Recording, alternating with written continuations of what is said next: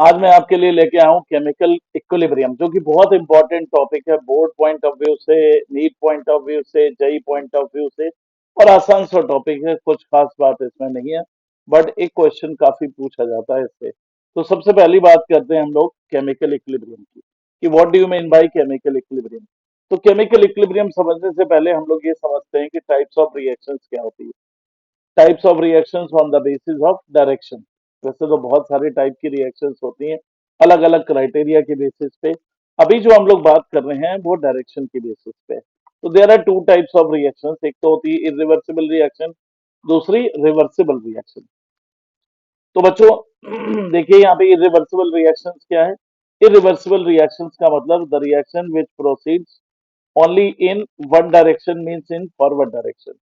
जो forward direction में केवल प्रोसीड करेंगी, यानी ये रिएक्शंस जो होती है ऑलमोस्ट क्या हो जाती है, कन्वर्ट हो जाती है प्रोडक्ट में। और इन रिएक्शंस में क्या होता है, ये हमेशा जनरली क्या होता है, carried out in open vessel. Open vessel में कराते हैं तो क्या होता है, ये रिएक्शन रिवर्सिबल की जगह कैसी हो जाती है, इरिवर्सिबल रिएक्शन।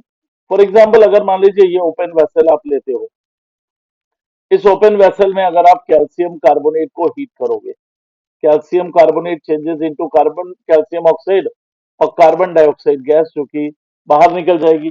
तो जैसे जैसे कैल्शियम कार्बोनेट से कैल्शियम ऑक्साइड बन रहा है और कार्बन डाइऑक्साइड गैस के फॉर्म में निकल जा रही है, तो इसका मतलब ये हुआ कि रिएक्शन क्या होगी, फॉरवर्ड डायरेक्शन में चलती रहेगी और ऑलमोस्ट कंप्लीट हो जाएगी। जब तक कैल्शियम कार्बोनेट रहेगा तब तक ये फॉरवर्ड डायरेक्शन में प्रोसीड होती जाएगी और एक ऐसा टाइम आएगा जिसमें ये पूरी तरह से कंप्लीट कैल्शियम कार्बोनेट कन्वर्ट हो जाएगा कैल्शियम ऑक्साइड और कार्बन डाइऑक्साइड में।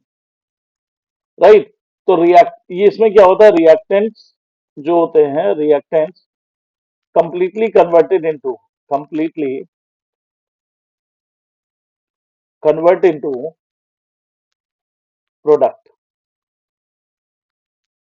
तो बच्चों जितनी भी न्यूट्रलाइजेशन रिएक्शंस होती हैं, अब एग्जांपल्स की अगर हम लोग बात करें इसमें, तो फॉर एग्जांपल अगर देखते हैं तो एग्जांपल के तौर पे,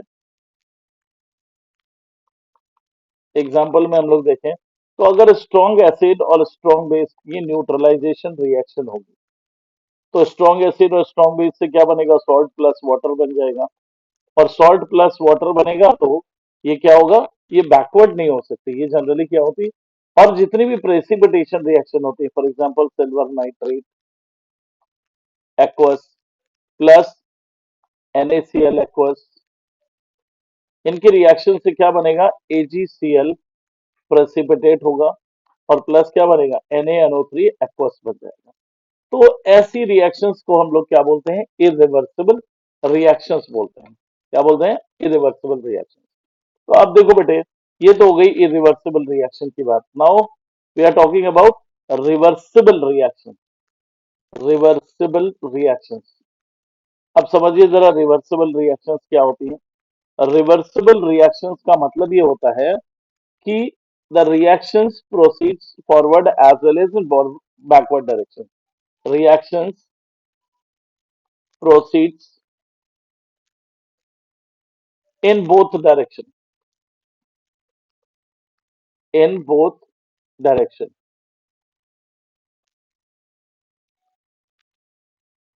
means in forward as well as in backward direction, means in forward as well as in backward direction। दोनों डायरेक्शन में जो होती हैं उन्हें हम लोग क्या कहते हैं, रिवर्सिबल रिएक्शन कहते हैं। उन्हें क्या बोलते हैं, रिवर्सिबल रिएक्शंस कहते हैं। अब इनमें क्या होता है, रिएक्टेंट कभी भी कंप्लीटली प्रोडक्ट में कन्वर्ट नहीं होगा। रिएक्टेंट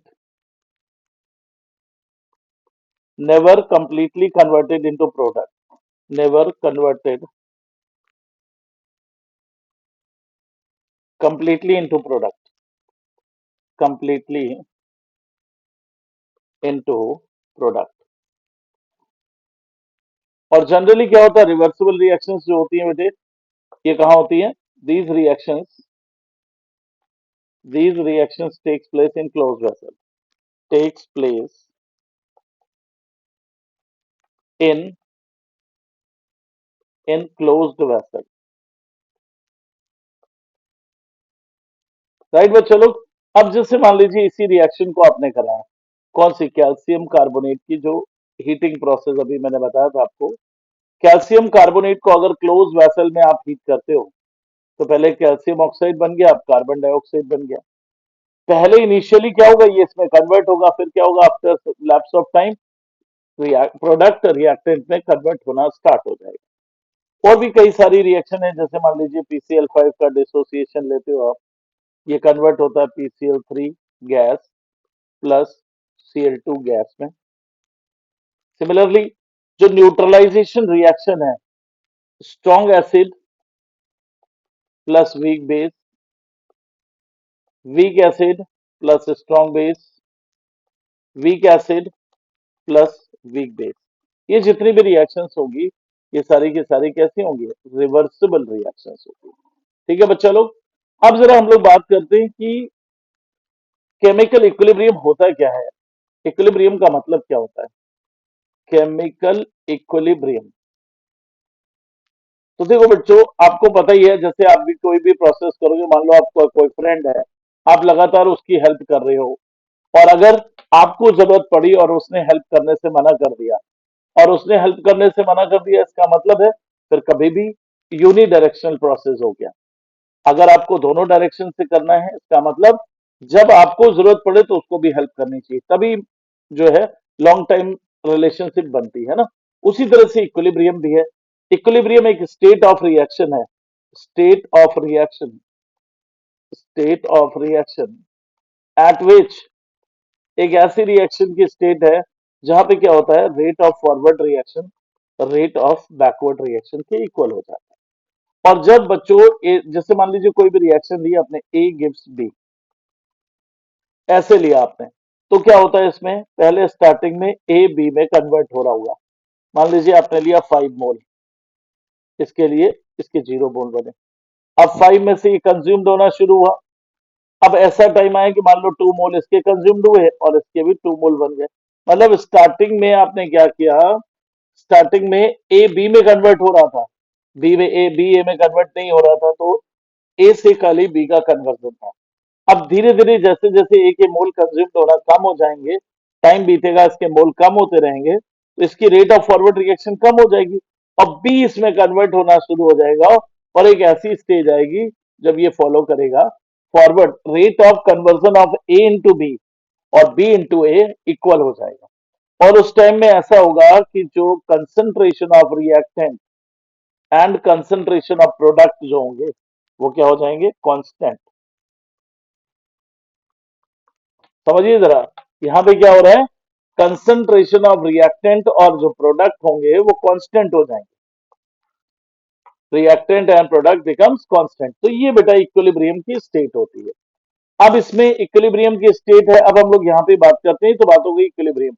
मतलब मैंने कहा कि म्यूचुअल होना चाहिए दोनों साइड से, कोई भी प्रोसेस में इक्विलिब्रियम तभी स्टेब्लिश होता है जब म्यूचुअल प्रोसेस होता है। अब जरा हम लोग बात करते हैं एक्टिव मास की, कि what do you mean by active mass. यहाँ पे ये इंपॉर्टेंट रोल प्ले करता है एक्टिव मास। देखिए बेटा, एक्टिव मास का मतलब क्या होता है, किसी भी वैसल में आप रिएक्शन कराओगे तो उसमें रिएक्टेंट लोगे, मान लो हाइड्रोजन ले लिया आपने और आयोडीन ले लिया, रिएक्शन के लिए इंट्रोड्यूस कराया। अब इसमें मास भी ले सकते हो और मोल भी ले सकते हो, तो आप क्या करते हो, number of moles of reactant या substance, number of moles of substance in 1 litre of vessel, in 1 litre vessel is called active mass. और एक्टिव मास को, जिसका एक्टिव मास निकालना होता है, हम इसे इस ब्रैकेट में रिप्रेजेंट करते हैं, इसको हम लोग कहते हैं एक्टिव मास। बात समझ में आ गई, इसे हम लोग कहते हैं एक्टिव मास। अब जैसे मान लीजिए यहाँ पे हाइड्रोजन लिया है, तो मतलब एक्टिव मास अगर हाइड्रोजन का हमें निकालना है तो इसको हम लोग बड़े ब्रैकेट में रखना पड़ेगा, और इसको हम लोग क्या लिखेंगे, number of moles, number of moles. यहाँ पे अपन क्या लिखेंगे, नंबर ऑफ मोल्स।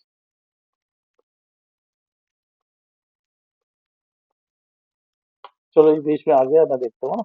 जैसे हाइड्रोजन का एक्टिव मास आपको निकालना है, तो हाइड्रोजन के mole upon volume of vessel, number of moles upon volume of vessel in litre.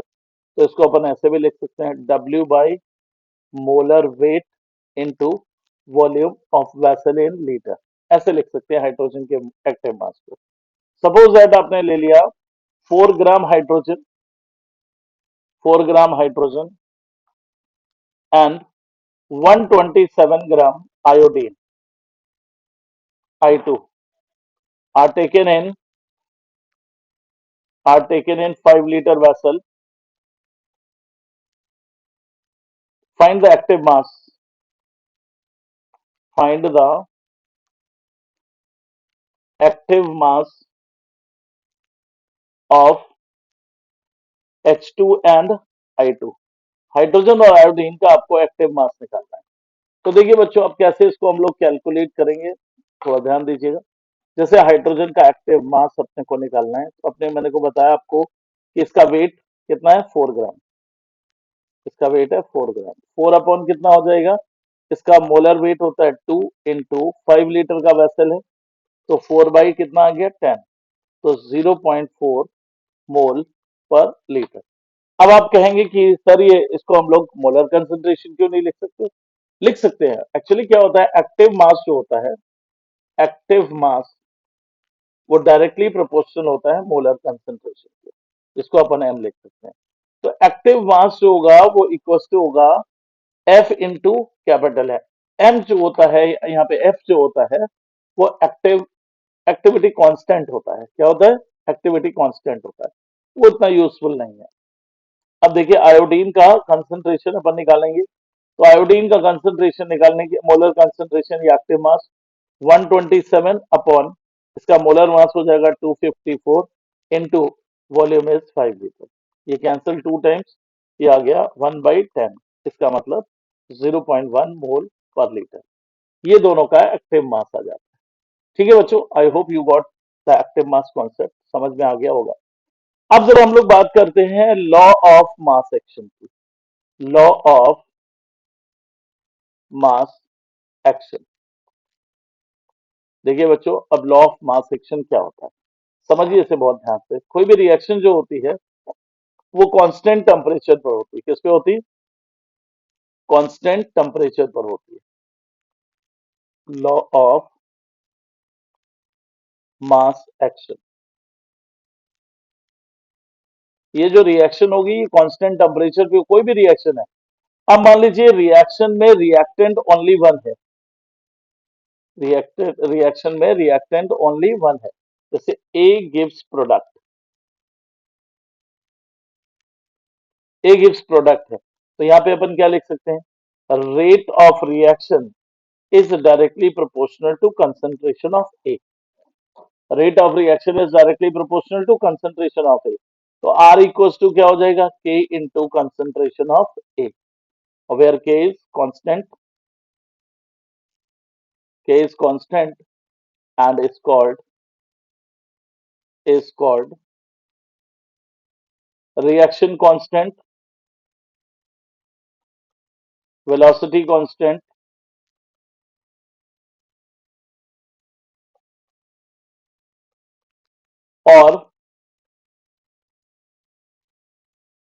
और स्पेसिफिक रेट, और स्पेसिफिक रेट बोलते हैं इसको। बात समझ में आ गई। अब बात ये होती है बेटा कि रेट ऑफ रिएक्शन की क्या बात होती है, रेट ऑफ रिएक्शन क्या होता है, रेट ऑफ रिएक्शन का क्या मतलब होता है। रेट ऑफ रिएक्शन का मतलब ये, जैसे मान लीजिए एक रिएक्टेंट है, बी प्रोडक्ट बन रहा है इसका। अब आपने इसके इनिशियल मोल ले रखे हैं कितने, 5 मोल सपोज, और ये 0 दिया। अब moles after some time, moles after T time मान लेते हैं हम, टी टाइम के बाद इसका कुछ ना कुछ मोल कंज्यूम हुआ।